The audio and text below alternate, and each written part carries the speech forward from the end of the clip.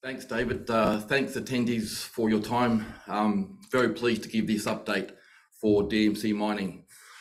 So by way of introduction, well, firstly, the important notice, I'll take that as read. We will be releasing this update to the ASX platform today.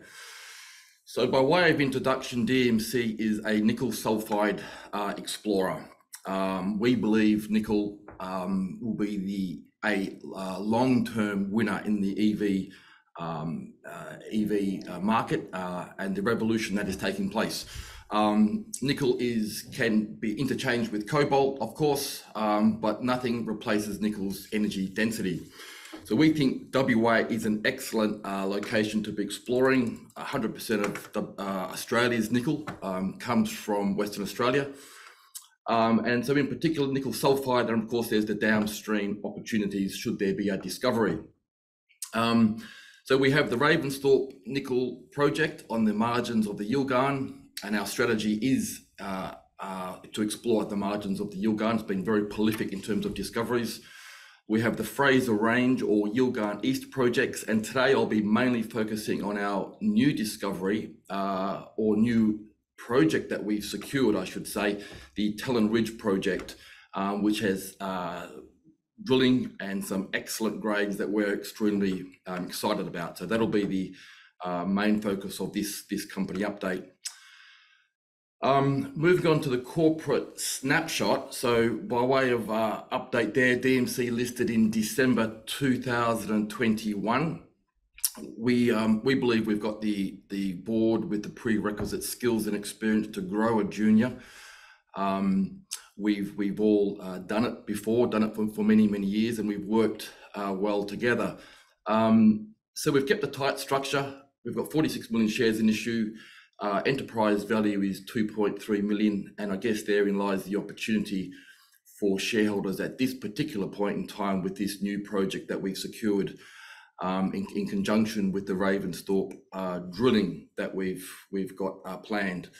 CPS has been our broker who did the IPO, and they're strong supporters, one of the largest capital raisers in the junior end of the market in Australia. That share price chart, the numbers there are a little bit small, but our share price at the moment is, or as of yesterday, 8.4 cents, so giving a market cap of $4 million. So firstly, the Ravensthorpe nickel project, as mentioned, it's in a prolific nickel province. The RAV8 mine I'll talk more about shortly. The Ravensthorpe nickel mine owned by First Quantum. There's in terms of critical metals, the Mount Caitlin lithium mine, and there's gold deposits as well. So you've got Nickel Search to our north, Medallion. It really is a prolific area, excellent area for exploring, well serviced by infrastructure, roads and power, etc. And notably recently, Fortescue just last August pegged 5,000 square k's just to our west, and some comments there you can see on the screen in terms of the comments from Toogie Forest in terms of how underexplored, or he believes, the Ravensthorpe area is. So just a little bit more detail on our progress with Ravensthorpe. Next slide, thanks, David. So this is what we would call the first catalyst for the company, for DMC. We've done a lot of work. We've been systematic in our exploration. We've got what we're calling RAV11. So it's a high priority EM target, which has come about through heli EM, and then ground, follow up ground, moving loop and fixed loop ground magnetics. So this is a prolific area in terms of nickel. The ultramafics we know in the area are fertile. RAV8, 5 k's to our northwest, was an extremely profitable mine for Tectonic in its day. Grades up to 3% at surface, but went down to even 5%. So these ultramafic units are travelling into 15 kilometres, going to DMC's ground. We've got a very strong conductor. So it's and we're planning to drill this. It's an excellent drill target. In terms of the progress with that, we've got there a satellite image. So the RAB 11 is on Crown land. We've got a heritage agreement has completed. A lot of DMC's ground on this EL is on farming land. We've got another target RAB 9 that would have been affected with the recent ACH, the Cultural Heritage Act, whether that comes in or not. But this RAB 11 on Crown land is unaffected, and we anticipate to move through to drilling shortly. So that's a quick summary on Ravensthorpe and RAB 11. So moving now to our Fraser Range projects. So in general, we're aware that since the Nova Bollinger discovery, there hasn't been any world-class discoveries. There's Silver Knight discovery in the Fraser Range, and of course Nova. So DMC has 100% interest on all projects. We're one of the largest, or probably the largest, junior explorer in this region. It's a strategic land holding, but in particular, we're very, very excited about this Talon Ridge project, which is in the north area of our group of projects. But we see the Fraser Range as possibly similar to, for example, the Thompson nickel belt in Canada. I mean, this took 40 years to play out in terms of discoveries. They'll continually getting discoveries. So we think it's not could be not dissimilar to that. It's still early days yet for the Fraser Range, and just because there hasn't been another discovery since Nova doesn't mean it should be neglected. But again, it's looking at these crustal boundaries, these intrusive related deposit style that is looking at, and these crustal boundaries between the Yilgarn and the Albany Fraser is what's conducive to the style of discovery that we're looking at. So a little bit more detail now that we announced to the market last week on the Talon Ridge project, and really why we think it's so good. So just the next slide. Thanks, Dave, if you don't mind. Thank you. So it's what this area is often considered. Of course, it's in the Albany Fraser, but it's in the reworked Yilgarn Craton. So you've essentially got the Proterozoic geology overlaying the Yilgarn, and this is what's exciting. So it's a different style to Nova, and we think this is why it's been overlooked by previous explorers. Winwood had it in 2015-16. They got taken over by IGO, and IGO were looking for a very, very specific style of deposit, i.e. the Nova style deposit, which is more of a mafic as opposed to ultramafic, which this is. So we're really excited about it. It's got 2,500 meters of drilling. There's had previous geochem, rock chips, and EM, but essentially is open in essentially all directions. There's two major intrusive complexes, the Red Knight intrusive and then the T34 intrusive, which essentially exciting results to this point, but are untested. So the next slide then is the cross section, and so this is when we look at the lithology of this previous drilling. As I mentioned before, is getting more ultramafic, and the exciting thing with, of course, ultramafic, they're older rocks, it's higher MgO, higher tenor, high nickel tenor, and a completely different style to the Nova style, which is more mafic rock. So these drilling results here, these are very wide intersections, good grades of nickel, the 64 meters at 0.3. These grades in themselves will not be commercial. There is sulfide there, but not a great deal of sulfide. But of course, there's a lot of instances where there's sulfide but no nickel. So this is we would expect the sulfide to be deeper, or typical of this style of potential deposit. So as I say, we're seeing higher MgO, higher tenor grades or results as we go deeper. The previous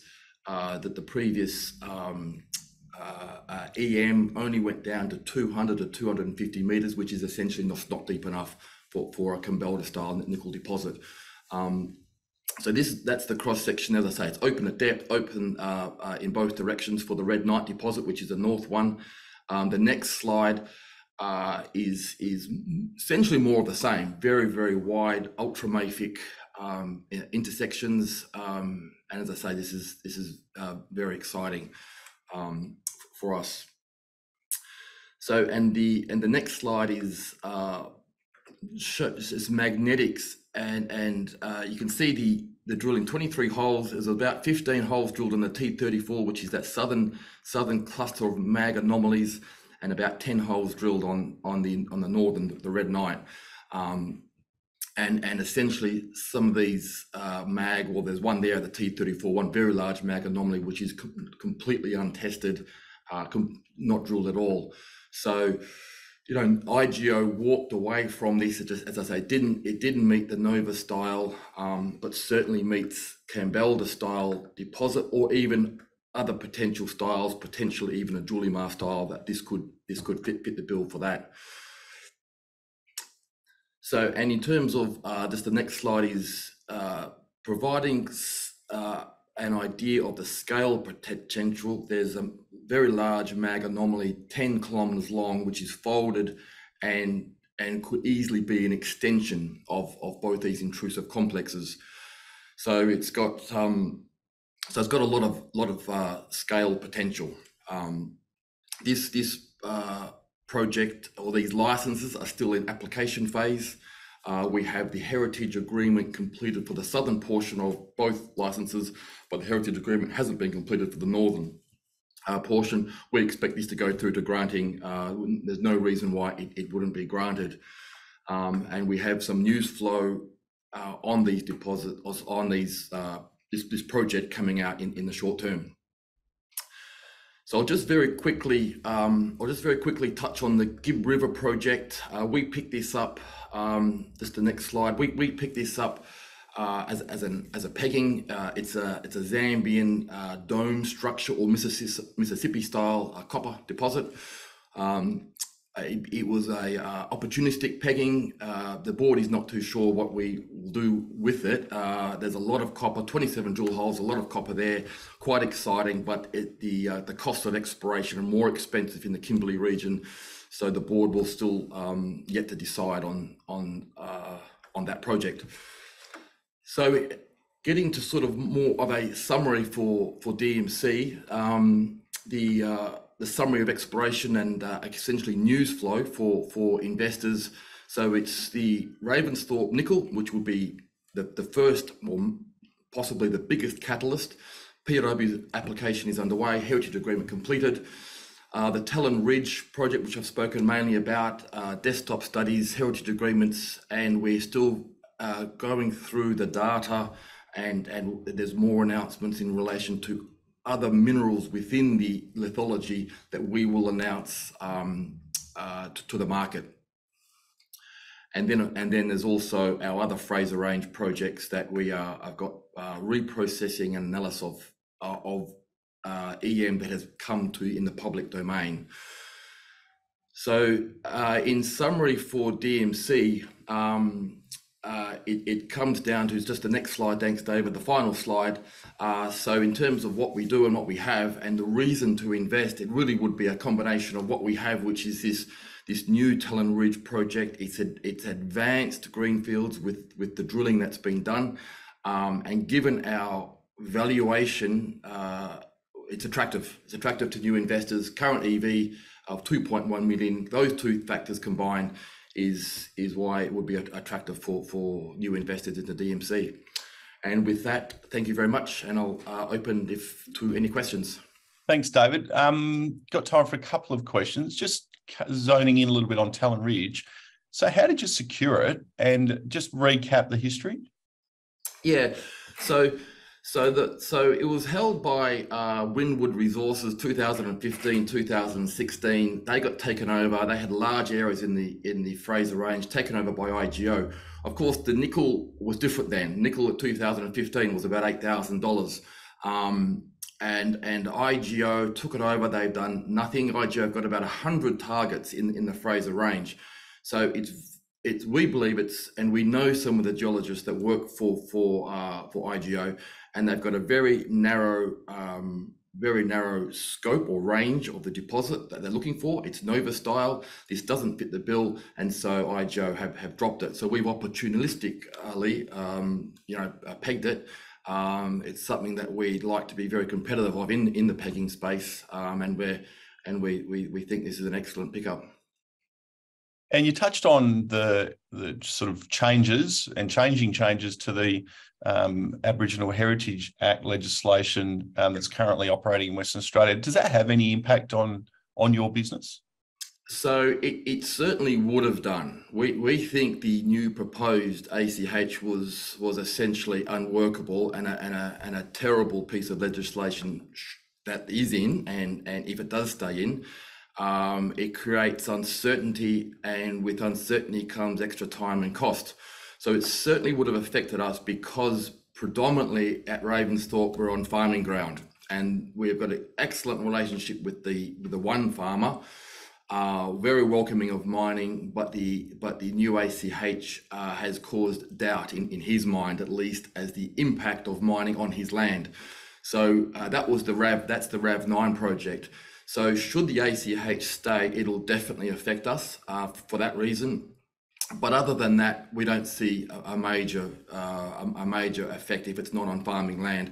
Our other projects are on station land or Crown land, and we're dealing with native title groups anyway. So it's not other than that, on farming, it's not a big deal or major issue for us.